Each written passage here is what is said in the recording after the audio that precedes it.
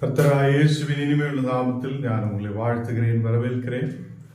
இந்த ராத்திரி வேளையிலும் தேவனுடைய வார்த்தைகளை தியானிக்க கர்த்தரோடு கூட ஆயிருக்க தேவன் கிருபை செய்திருக்கிறார். ஆண்டவர் உங்களையும் உங்களுடைய குடும்பங்களையும் ஆசீர்வதித்து பெருக செய்வார். இந்த நாடுகளில் கடந்து வந்திருக்கிற உங்களை யாவரையும் இயேசு கிறிஸ்துவின் இனிமையுள்ள நாமத்தில் வரவேற்கிறேன். நாம் ஜெபிக்கலாம். தெய்வமே சொர்க்கஸ்த பிதாவை, ஆண்டவரே, இந்த ராத்திரி வேளையிலப்பா உம்முடைய வசனங்களை தியானிக்க ஆண்டவரே உம்முடைய பாதத்தில் அமர்ந்திருக்க நீர் எங்களுக்கு கிருபை செய்திருக்கிறதுக்காக ஸ்தோத்திரம். உயிரோடு இருந்து உயிருள்ளவருடைய தேசத்தில் ஆண்டவரே உம்மை துதிக்க, உம்முடைய வார்த்தைகளை தியானிக்க, உம்மை உயர்த்த தேவனையே நீர் கிருபை செய்திருக்கிறதுக்காக ஸ்தோத்திரம். இந்த ராத்திரி வேளையில் கடந்து வந்திருக்கிற ஒவ்வொரு மக்களையும் நீர் ஆசீர்வதித்து பலப்படுத்துதற்காக ஸ்தோத்திரம். ஓரோ குடும்பங்களிலும் ஆயிருந்தப்பா, ഇപ്പോൾ ஜெபிக்கிற ஓரோ மக்கள் மேலும் உமது பிரசன்னம் ஊற்றப்படுதற்காக ஸ்தோத்திரம். உம்முடைய வல்லமை இறங்கப்படட்டும், தெய்வீக பிரசன்னத்தால் நிரப்பட்டும். எல்லா பலவீனதைகள் மாற்றி நீர் ஆசீர்வதிக்கிறதுக்காக ஸ்தோத்திரம். ஆண்டவரே, இன்னைக்கு நாங்கள் எங்களையே அர்ப்பணித்து ஒப்பு கொடுக்கிறேன். நீர் எங்களோடு கூட இரு. வசனம் தியானிக்கும் போது உம்முடைய பிரசன்னம் கூட இரு.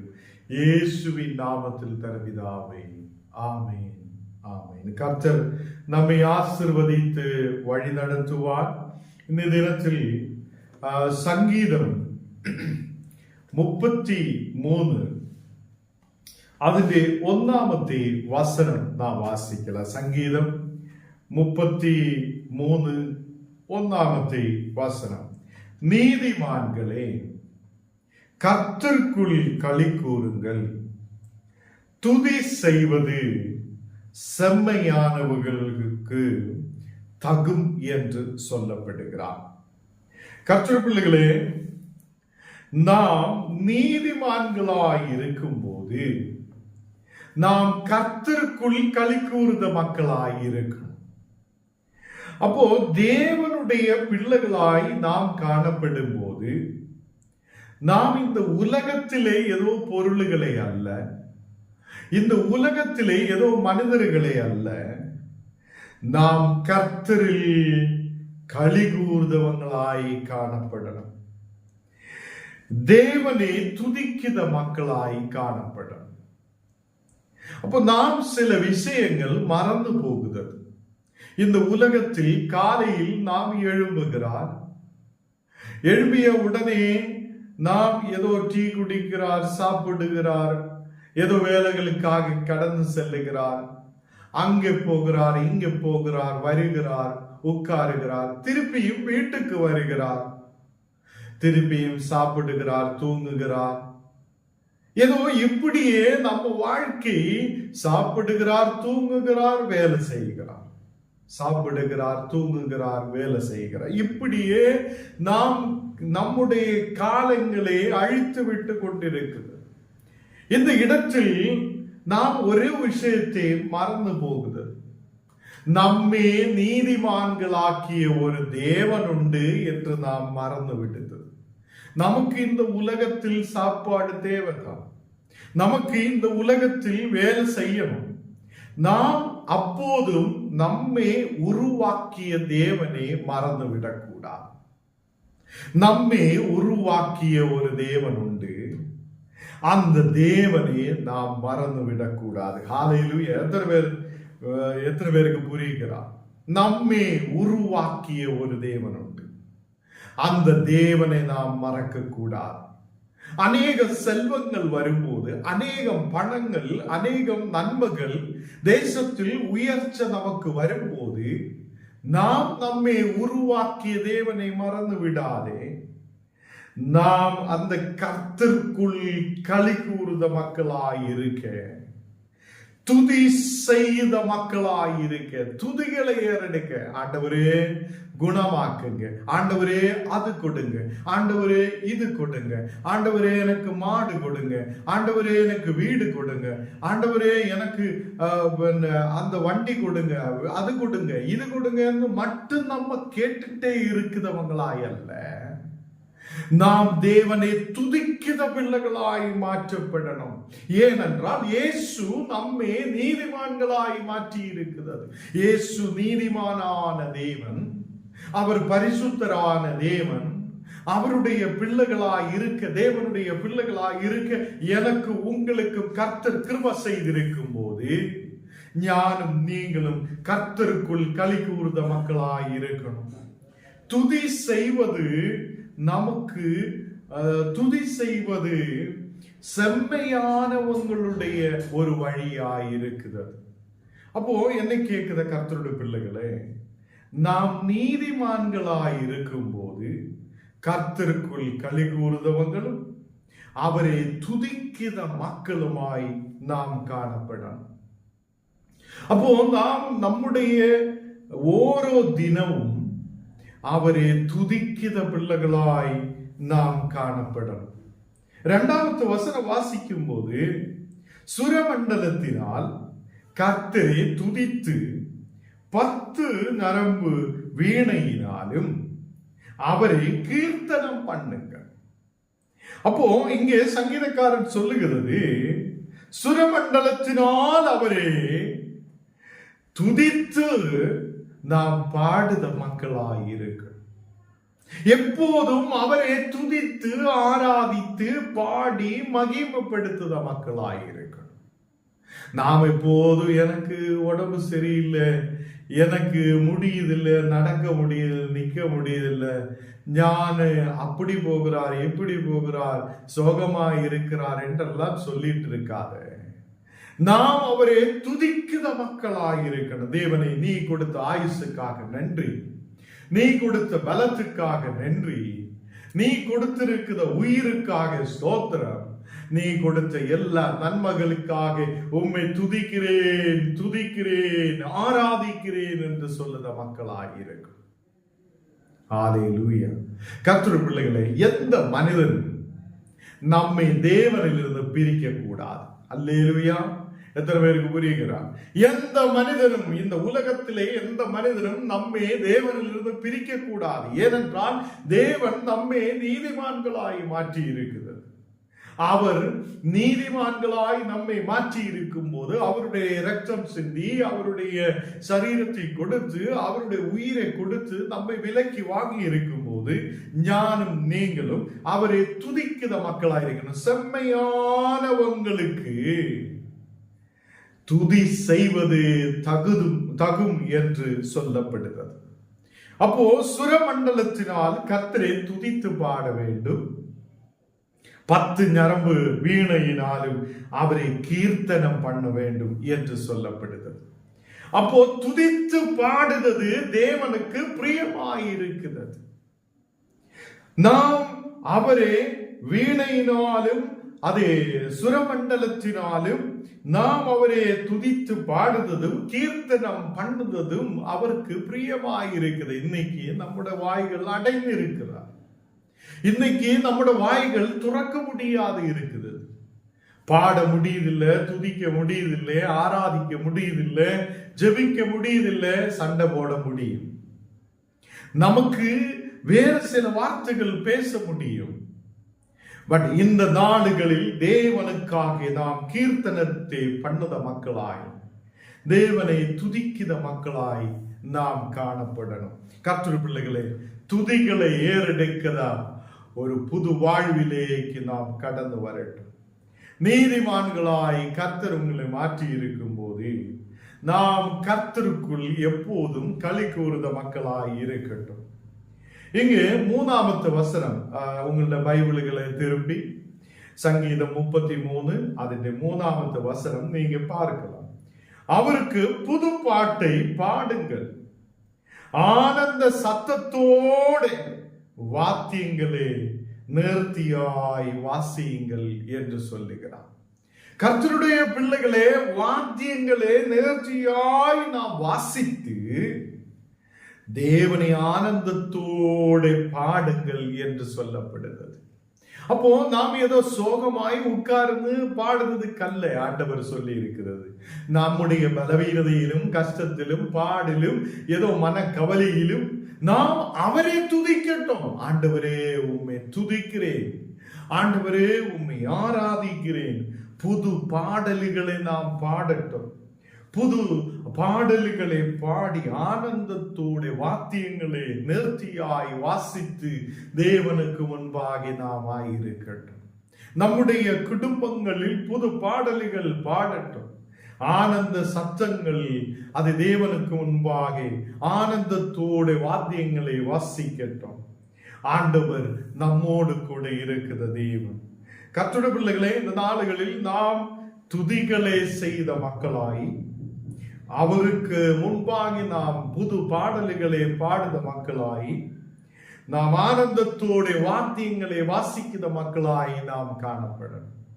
நம்முடைய பிள்ளைகளை, நம்முடைய குடும்பத்தை அதுக்காக தேவனை துதிக்கிற மக்களாய் மாற்றிக்கொண்டு வரணும்.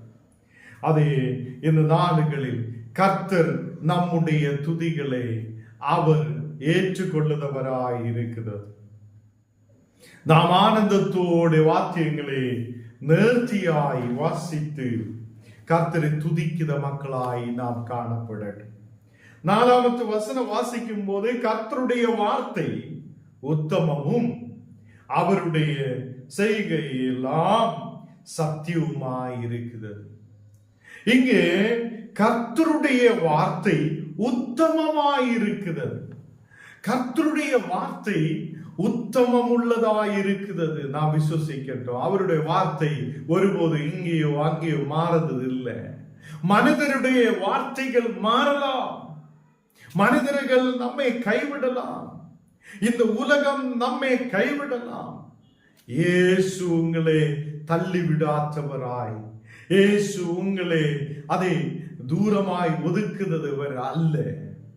அவருடைய பக்கத்திலேக்கு விசுவாசமாய் கடந்து வரட்டும். இன்னைக்கு அநேகர் கேட்கும், இயேசுடைய பக்கத்தில் வந்தா என்ன கிடைக்கும், இயேசுவுக்கு முன்பாக வந்தா என்ன கிடைக்கும் என்று அநேகர் கேட்கும். நமக்கு இந்த உலக பிரகாரம் பிரியாணியோ சாப்பாடோ, இயேசுவுக்கு பக்கத்தில் வரும் எண்ணெயோ மாவோ ஒன்றும் நாம் தேடது இல்லை. நமக்கு நித்திய ஜீவனை கொடுக்கிற ஒரு இயேசு உண்டு. நமக்காக ஜீவனை கொடுத்த ஒரு இயேசு உண்டு. அவர் என்னை நீதிமானாய் மாற்றி இருக்கிறது. அவர் என்னை தேவனுடைய பிள்ளையாய் மாற்றி இருக்கிறது. அந்த தேவனுக்காக முன்னாடி நிற்க, அவருக்காக நான் வாழ தேவனுக்காக ஒப்பு கொடுக்கிறேன் என்று சொல்ல நீங்க முன்னாடி வரட்டும். அநேகரை நான் ஊழியத்துக்காக அழைத்திருக்கிறார். எத்தனையோ மக்கள் கிட்ட சொல்லி இருக்கிறார், நீங்க ஊழியம் செய்யணும், தேவனுக்காக நிற்கணும். அநேகர் சொன்னோம், எங்களாலே முடியாது. ஏன் முடியாது? அதே கர்த்தருக்கு பிரியமுள்ள மக்களாய் இருக்கும் போது, தேவன் உங்களோடு கூட பேசும்போது, ஆண்டவரை என்னையே ஒப்பு கொடுக்கிறேன், உன்னுடைய ஊழியத்துக்காக, உன்னுடைய வேலைக்காக, உன்னுடைய அதை மகிமையான அதை இந்த ஊழியங்களுக்காக எங்களை ஒப்பு கொடுக்கிறேன் என்று சொல்லப்படும். அல்லேலூயா. இந்த நாடுகளில் தேவன் சும்மாவே உங்களை கூப்பிட்டதல்ல. தேவன் உங்களை அழைத்திருக்கிறதென்றால் அவர் உங்களை வழி நடத்தி உண்மையுள்ள தேவனாய் இருக்கிறது. உங்கள் குடும்பங்களை வழி நடத்தி அவர் உண்மையுள்ள தேவனாய் இருக்கிறது. ஏதோ ஒரு பிரச்சனை வரும்போது மட்டும் ஐயோ ஆண்டவரே ரட்சிக்குங்க, விடுவிக்குங்க, எங்களுக்கு ஒரு விடுதலை தாருங்க என்று ஜெபிக்கிறதில் அல்ல. நாம் ஆரோக்கியத்தோடு இருக்கும் போது, விடுதலோடு இருக்கும் போது, சௌக்கியத்தோடு இருக்கும் போதும் அவரை தேடுத மக்களாய் நாம் காணப்படணும். அப்போ நாம் வயதானாலும் தலைமுடிகள் வெள்ளையாய் மாற்றப்படும் போதும் அவர் நம்மை பாதுகாக்கிறவராய் இருக்கும். ஏதோ வாலிப பிராயத்தில் வாலிப தம்பிகளாய் தங்கச்சிமாராய் இருக்கும் போது எங்கேயோ போன அங்கே இங்க எல்லாம் போனதுக்கு அப்புறம், ஆரோக்கியம் எல்லாம் சோர்ந்து போனதுக்கு அப்புறம், நடக்க முடியாது இருக்கும் போது, இயேசுவே உமக்காக ஒப்பு கொடுக்கிறேன் என்று சொல்லியா முடியாது. ஏதோ எனக்கு வேலை வட்டி ஒன்றும் இல்லை, வேலை இல்லை, எல்லாம் ரிட்டையர்ட் ஆயிடுச்சு, எல்லாம் முடிஞ்சாச்சு, அதுக்கப்புறம் ஊழியம் செய்யலாம் என்று இறங்குறது அல்ல. நீ கர்த்தர் கூப்பிடும் போது வல்லவும் வலையும் உன்னோட வேலையும் எல்லாம் விட்டு தேவனுக்கு பின்னாலே செல்லுதுதான் உண்மையான ஊழியம். கர்த்தர் நம்மோடு சொல்லுது என்ன? நாம் எப்போதும் தேவனை துதிக்கிற மக்களாய் இருக்கணும். நாம் எப்போதும் அவரை துதித்து பாடுத மக்களாய் இருக்கணும். அதை நாம் பாடும்போது சந்தோஷத்தோடு ஆனந்தத்தோடு வாத்தியங்களை நேர்த்தியாய் அதை வாசிக்கிற மக்களாய் இருக்கணும். எப்படியோ பேண்ட் வாசிக்கலாம் என்று நினைக்க கூடாது. அது வாசிக்கிறது நேர்ச்சியாய் வாசிக்கிறது இருக்கணும். ஆனந்த சத்தத்தோட நாம் வாத்தியங்களை வாசிக்கிறவங்களாய் இருக்கணும். கர்த்தருடைய பிள்ளைகளை, இந்த நாடுகளில் தேவனுடைய வார்த்தைகள் உத்தமம் உள்ளதாய் இருக்கிறது. இன்னைக்கு நம்முடைய மனதுகளை திருப்பட்டும். ஆண்டவரே, உம்முடைய உத்தமமாயிருக்கிற வார்த்தையை நான் நம்புகிறேன்.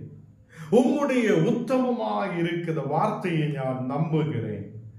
உன்னுடைய வழி எல்லாம் சத்தியம் உள்ளது என்று நான் விசுவசிக்கிறேன். ஆண்டவருடைய வழி எல்லாம் சத்தியமாயிருக்கிறது. அவருடைய செய்கள் எல்லாம் சத்தியம் உள்ளதாயிருக்கிறது. ஆண்டவர் சொல்லுத ஒரு வார்த்தைகளை விசுவசித்து ஏற்றுக்கொள்ளதவங்களோட வாழ்க்கை செழிப்பான நிலத்தில் நிற்கிற மரம் மாதிரி வளர்ந்து பெரிய ஆசீர்வதிக்கப்படுத தரத்தில் ஒரு பெரிய உயர்ச்சி இருக்கும். அல்லேலூயா. இந்த நாடுகளில் தேவ பிள்ளைகளே, நாம் அதை வளர முடியாத இருக்கும் போது, முன்னாடி போக முடியாத இருக்கும் போது, என்ன செய்யணும் வந்து தெரியாத இருக்கும் போது, இந்த நாடுகள் நீதிபரனாய ஒரு கிறிஸ்து நமக்கு இருக்கிறார். அந்த நீதிபரனாய கிறிஸ்துவே நாம் விசுவசிக்கிறோம். ஆண்டவரே, உம்முடைய வார்த்தைகள் உத்தமம் உள்ளதாய் இருக்கிறது. உன்னுடைய செய்கள் எல்லாம் அது சத்தியம் உள்ளதாய் இருக்கிறது. மனிதனுடைய வார்த்தை எப்போதும் சத்தியம் உள்ளதல்ல. சில நேரத்தில் அவன் சொல்லும், சில நேரத்தில் ஒருவன் நம்மோடு கூட ஏதோ ஒரு வார்த்தை சொல்லலாம். அதுக்கப்புறம் கொஞ்ச நேரத்துக்குள்ள அவன் வார்த்தை மாறிவிடலாம், அவளுடைய வார்த்தை மாறிவிடலாம். அப்போ மனிதர்களுடைய வார்த்தை எப்போதும் ஒரே மாதிரி இருக்காது. கர்த்தருடைய வசனம் அது எப்போதும் அதை மாற்றமில்லாததாய் இங்கே அங்கே அசைக்கிறது இல்லை. அவருடைய வார்த்தை நேர்மை உள்ளதாய் இருக்கிறது. அல்லேலூயா.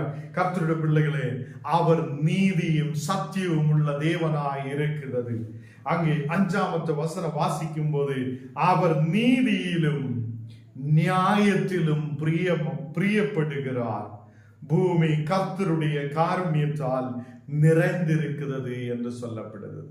இந்த பூமி முழுவதும் கர்த்தருடைய காருண்யத்தால் நிறைந்திருக்கிறது. உன்னுடைய குடும்பம், உன்னுடைய வீடு, உன்னுடைய பிள்ளைகள், உன்னுடைய நிலங்கள் எல்லாம் தேவனுடைய காருண்யத்தால் நிறைந்திருக்கிறது என்று விசுவசிக்கட்டும். அவர் நீதியும் நியாயமும் பிரியப்படுத தேவன். நாம் நீதியிலும் நியாயத்திலும் நடக்க தேவன் நமக்கு கிருபை செய்கிறது. நாம் நீதியிலும் நியாயத்திலும் முன்னாடி கடந்து செல்ல கர்த்தர் நமக்கு கிருபை செய்வார். 33வது அதிகாரம் அதனுடைய 6வது வசனம் வாசிக்கும் போது, கர்த்தருடைய வார்த்தையால் வானங்களும் அவருடைய வாயின் சுவாசத்தினால் அவைகளில் சர்வ சேனையும் உண்டாக்கப்பட்டிருக்கிறது என்று சொல்லப்படுகிறார். கர்த்தருடைய வார்த்தையால் இந்த வானங்களும் அவையுடைய வாயின் சுவாசத்தினால் அவைகளின் சர்வ சேனையும் உண்டாக்கப்பட்டிருக்கிறது என்று சொல்லப்பட்டிருக்கிறார். தேவ பிள்ளைகளே, அவர் நீதிமானான தேவன். அவருடைய வார்த்தையால் வானங்களும் அவருடைய வாயின் சுவாசத்தால் அவையின் சர்வ சேனையும் உருவாயிருக்கிறது. இந்த உலகமும் வானமும் பூமியும் அவரால் உருவாக்கப்பட்டிருக்கும் போது, கர்த்தருடைய பிள்ளைகளே, ஞானும் நீங்களும் அவருடைய வார்த்தையில் நம்பிக்கை உள்ளவராய் இருக்கட்டும். அவருடைய வார்த்தை உத்தமம் உள்ளதாய் இருக்கிறது. அவருடைய அதை செய்கள் எல்லாம் சத்தியம் உள்ளதாய் இருக்கிறது. இன்னைக்கு வீடுகளில் ஆயிருந்து என்னை கேட்குத கர்த்தருடைய பிள்ளைகளை, நாம் விசுவாசம் உள்ளவராய் இருக்கட்டும். இயேசு கிறிஸ்துவில் விசுவாசம் உள்ளவராய் இருக்கட்டும். அதை நீதிமானாய ஒரு தேவன் நம்மையும் நீதிமான்களாய் மாற்றி அதை கர்த்தருக்குள் தேவனுக்குள் எப்போதும் மகிழ்ச்சி உள்ளவராய் இருக்க கர்த்தர் நமக்கு கிருபை செய்திருக்கிறது.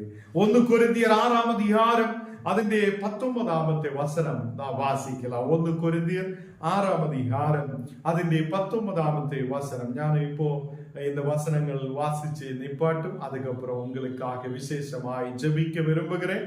இந்த நேரத்தில் 1 கொரிந்தியர் 6 அதிகாரம் 19 வசனத்தில், உங்கள் சரீரமானது நீங்கள் தேவனாலே பெற்றும், அப்போ உங்கள் சரீரமானது அது தேவனால் பெற்றிருக்கிறார். இந்த உலகம் முழுவதும் உருவாக்கிய தேவன், இந்த உலகத்தையும் வானத்தையும் பூமியை உருவாக்கின தேவன் அவருடைய வார்த்தையால் சகலத்தையும் சிருஷ்டித்திருக்கும் போது, இங்கு 1 கொரிந்தியர் 6 அதிகாரம் 19 வசனம் சொல்லுது, உங்கள் சரீரமானது நீங்கள் தேவனாலே பெற்றிருக்கிறது, உங்களில் தங்கி இருக்கிற பரிசுத்த ஆவியினுடைய ஆலயமாய் இருக்கிறது என்றும், நீங்கள் உம்முடையவர்கள் அல்ல என்றும் அறிந்திருக்கிறார். உங்கள் சரீரம் உங்களுடையதே அல்ல. எத்தனை பேர் விசுவசிக்கிறார்? உங்கள் சரீரம் அது உங்களுடையது அல்ல. அது உங்கள் சரீரமானது தேவனால் பெற்றிருக்கிறது. உங்கள் சரீரம் அது உங்களுக்குரியது அல்ல, உங்களுடையது அல்ல. ஏனென்றால் அது தேவனால் நமக்கு கொடுக்கப்பட்டிருக்கிறது. உங்களில் தங்கி இருக்கிற ஒரு பரிசுத்த ஆவி இருக்கிறது. உங்கள் சரீரங்களுக்குள் பரிசுத்த ஆவி தங்கி இருக்கிறது. எல்லாரும் விசுவசிக்கட்டும். ஆண்டவரே, உம்முடைய பரிசுத்த ஆவி என்னுடைய சரீரத்துக்குள்ள தங்கி இருக்கிறது, அதனால என்னுடைய சரீரம் அது உம்முடையதாய் இருக்கிறார். ஆண்டவரே, உம்முடையதாய் இருக்கிறது. அதே தேவன் நமக்கு சரீரத்தை கொடுத்து அவருடைய ஆவியை நமக்குள் கொடுக்கப்பட்டிருக்கிறது. அதனால் நீங்கள் உங்களுடையவைகள் அல்ல என்றும் அறிந்திருக்கிறார். நீங்க உம்முடையது அல்ல, நீங்கள் கிறிஸ்துவுக்குள்ளதாய், நீங்கள் கர்த்தருக்குள்ளவைகளாய் இருக்கிறார்.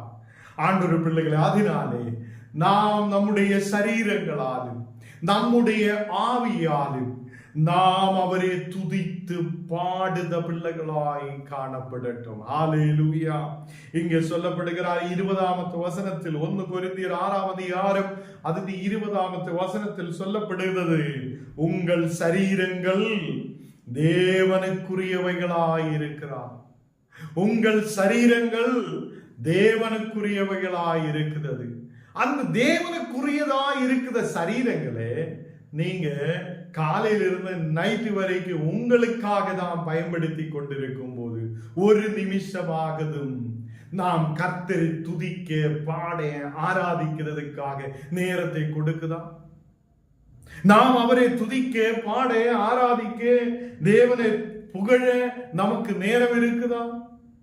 இந்த நாடுகளில் இங்கே சொல்லப்படுது, உங்கள் சரீரங்கள் தேவனுக்குரியவர்களாய் இருக்கிறோம். உங்கள் சரீரங்களினாலும் ஆவியினாலும் தேவனை மகிமைப்படுத்துங்கள். அப்போ நமக்கு கொடுக்கப்பட்டிருக்கிற சரீரம் அது தேவனால் நாம் பெற்றிருக்கிறார் என்றும், பரிசுத்த ஆவியை நமக்குள் தங்கி இருக்கிறார் என்றும், பரிசுத்த ஆவியை வாசம் பண்ணதா இந்த சரீரத்தை அது என்னுடைய சொந்தமாய் நாம் எண்ண முடியாது. இந்த சரீரம் எனக்குள்ளது அல்ல, இந்த சரீரம் தேவனுக்குரியதாய் இருக்கிறார். அவருடைய பரிசுத்த ஆவி தங்கி இருக்கிற இடமாய் ஒரு ஆலயமாய் இருக்கிறார் என்று நாம் விசுவசிக்கட்டும். கர்த்தருடைய பிள்ளைகளே, நாம் அவரை துதிக்கும் போது, பாடும் போது, ஆராதிக்கும் போது நம்முடைய சரீரங்களாலும் ஆவியினாலும் தேவனை மகிமைப்படுத்துங்கள் என்று சொல்லுகிறார். நம்முடைய சரீரங்களாலும், நம்முடைய அதை சரீரங்களாலும் ஆவியினாலும் நாம் தேவனை எப்போதும் மகிமைப்படுத்துத துதிக்கிற பிள்ளைகளாய் நாம் காணப்படுற. எல்லாரும் கண்ணுகளை மூடலாம், நாம் ஜெபிக்கலாம். ஆண்டவரே, இந்த நாளுகளில் அப்பா நீர் எங்களோடு கூட பேசி இருக்கிறதுக்காக ஸ்தோத்திரம். உம்முடைய வார்த்தைகள் அது எங்களுக்கு ஜீவனை கொடுக்கிறதாய் இருக்குது. ஆண்டவரே, இன்னைக்கு பலவீனதையோடு, கண்ணீரோடு, பாரத்தோடு கடந்து வந்திருக்கிற ஓரோ மக்களையும் விசேஷால் நீர் தொடுதகவைக்காக ஸ்தோத்திரம். ஆண்டவரே, போன நாளுகளில் அநேகருக்கு நீர் விடுதலை கொடுத்தீரே. அதுக்காக உம்மை துதிக்கிறேன், ஸ்தோத்திரிக்கிறேன். ஆண்டவரே, நீர் எங்களை பலப்படுத்தும், ஆவியின் பிரசன்னத்தால் நிரப்பும், தெய்வீக கிருபை உள்ள மக்களாயிருக்க கிருபை செய்யும். விசுவாசத்தோடு நீதிமான்களாய் இருந்து ஆண்டவரே செவ்வை உள்ள வழியில் நடக்கிறவங்களாய் இருந்து ஆண்டவரே உம்மை துதிக்க, உம்மை பாட, உம்மை புகழ, ஆனந்த சத்தத்தோட வாத்தியங்களை வாசித்து உம்மை துதிக்கிறவர்களாய் இருக்க தேவனே, நீர் எங்களுக்கு கிருபை செய்ததற்காக ஸ்தோத்திரம். இன்னைக்கு நாங்கள் எப்படி துதிக்க வேண்டும், ஆராதிக்க வேண்டும் என்றும், எதுக்காக உம்மை துதிக்க வேண்டும் என்றும் நீர் எங்களோடு கூட பேசி இருக்கிறதுக்காக ஸ்தோத்திரம். ஆண்டவரே, இன்னைக்கு வசனங்கள் கேட்ட ஓரோ மக்களையும் ஆண்டவரே நீர் தொட்டு ஆசீர்வதிக்கிறதுக்காக ஸ்தோத்திரம். அவங்களுடைய சரீரங்களில் கர்த்தருடைய வல்லமை இறங்கப்படட்டும். பரிசுத்த ஆவி தங்கி இருக்கிற சரீரங்களாய் மாற்றட்டும். ஆண்டவரே, தேவனுடைய ஆலயங்களாய் மாற்றட்டும். ஓரோ மக்களும் சரீரங்களினாலும் ஆண்டவரே ஆவியாலும் உம்மை துதிக்க, பாட, ஆராதிக்க, உம்முடைய நாமத்தை உயர்த்த, மகிமைப்படுத்த நீர் கிருபை செய்ததுக்காக ஸ்தோத்திரம். வியாதிகள் இயேசுவின் நாமத்தில் விட்டு மாறட்டும். கட பிரச்சனைகளால் இருக்குது அநேக மக்கள் உண்டு. ஆண்டவரே, ஓரோ குடும்பங்களிலே கட பிரச்சனைகள் இயேசுவின் நாமத்தில் விட்டு மாறுதற்காக ஸ்தோத்திரம். வேலைகளுக்காக எதிர்பார்ப்போடு ஜெபிக்கிற மக்கள் உண்டு. ஆண்டவரே, நல்ல வேலை வாய்ப்புகளை கொடுத்து நீர் ஆசீர்வதிக்கிறதுக்காக ஸ்தோத்திரம். பிள்ளைகளுக்காக ஜெபிக்கிற மக்கள் உண்டு. ஆண்டவரே, நல்ல ஆசீர்வாதங்களை கொடுத்து, நல்ல ஈவுகளை கொடுத்து நீர் ஆசீர்வதிக்கிறதுக்காக ஸ்தோத்திரம். படிக்கிற மக்களுக்கு புத்தியும் ஞானத்தையும் கிருபைகளையும் கொண்டு நிரப்பும். ஆண்டவரே, இந்த நாடுகளில் ஓரோ ஜெப விண்ணப்பங்களோடு கடந்து வந்திருக்கிற எல்லா மக்களையும் நீர் ஆசீர்வதித்து பெருக செய்யும். அநேகர் இந்த நாடுகளில் அப்பா உம்முடைய ஆசீர்வாதத்துக்காக ஜெபிக்கும் போது, உம்முடைய ஆவியின் பிரசன்னத்துக்காக ஜெபிக்கும் போது இப்பொழுதே பரிசுத்த ஆவி ஓரோ மக்கள் மேல் ஊற்றப்படட்டும். அப்பா இயேசுவே, நீர் கொடுத்த இந்த சரீரம் ஆண்டவரே உம்முடைய ஆவியின் பிரசன்னம் எப்போது தங்கி இருக்குது, உம்முடைய மகிமையால் நிரம்பப்படுத, உம்முடைய ஆலயமாய் மாற்றப்பட நீர் கிருபை செய்ததுக்காக ஸ்தோத்திரம். எங்களை முற்றிலும் தாழ்த்துகிறேன், அர்ப்பணிக்கிறேன் இயேசுவின் நாமத்தில் தன பிதாவே, ஆமென். என் ஆத்மாவே கர்த்தரே ஸ்தோத்திரி, என் முழு உள்ளமே பரிசுத்த நாமத்தை ஸ்தோத்திரி. என் ஆத்மாவே கர்த்தரே ஸ்தோத்திரி, கர்த்தர் செய்த சகல உபகாரங்களும் மறவாதே. ஆமென்.